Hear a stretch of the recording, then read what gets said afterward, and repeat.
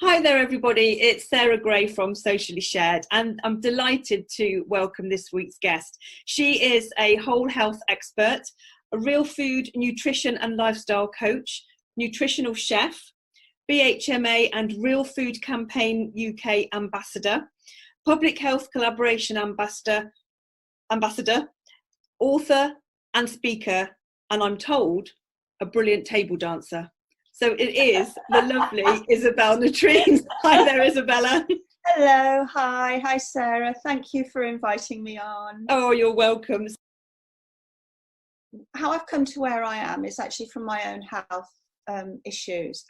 I've been in the health space for around 30 years doing quite a lot of stuff. I started off many years ago as a nurse. I then went on to do a degree in psychology, which I found to be fascinating, and I then was a health research psychologist at the medical school at Birmingham, and then seduced back into the NHS as a program manager on clinical programs, and finished up my real job, which was a management consultant in organisational development and management development. Because I'd had enough. And I decided to go to Ballymaloe Cookery School in Ireland. Darina Allen was one of the biggest influences in the world on thousands of people's lives, the people that she trains there at the school. I came back with a passion for real food, for understanding where it comes from, how it's grown, the way that it can bring communities together, which I saw firsthand in Ireland, which I'd not experienced since I'd grown up. As a child, it was like that. Now it's so different. But at the same time, I'd got a health issue. I'd got psoriatic arthritis, which isn't nice. And I was struggling to walk, and my quality of life was basically down the pan. And because I wanted to help myself not have to take really life-changing medication from which there was no return, I found food as medicine through the Weston A. Price Foundation, which is an American nutrition and research foundation. Right. And through that set me on a course for further training. So I trained as a digestive health practitioner, a lifestyle medicine practitioner, a health coach, and had to write and speak about it. So yes. Yeah. Problem is, of course, getting trustworthy information. That's right, yeah. In these days of money does speak, money talks, and of course a lot of information is not independent. It's biased, or it's got vested interest behind it.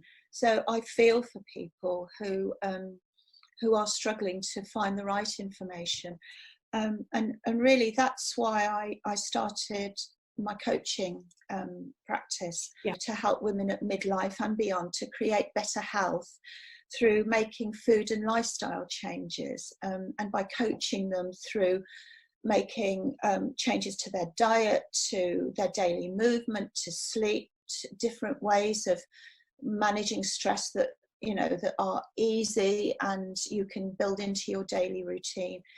And more important than ever, through making reconnection. And reconnection is at every level, reconnection to yourself, reconnection to your family and your friends and your community. Scientifically, we know that we're all interconnected. We're connected with the planet, we're connected with life. Absolutely.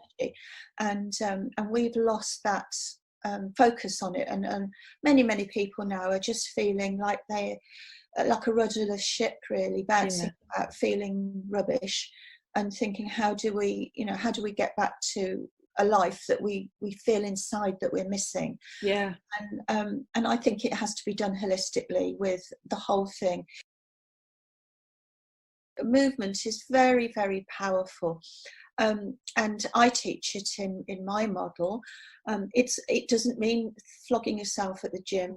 Moving your body in nature and being aware of that, aware of where you are, being in and amongst trees for the microbes.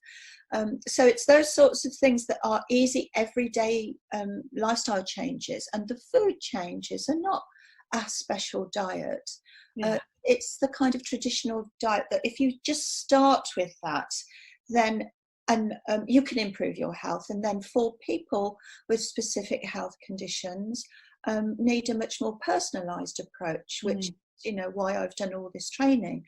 But there is no one diet. So I would strongly encourage anybody who's listening to this who is has been seduced by the latest diet, that is going to cure them of everything. It won't work if you don't change your lifestyle and if you don't eat real food.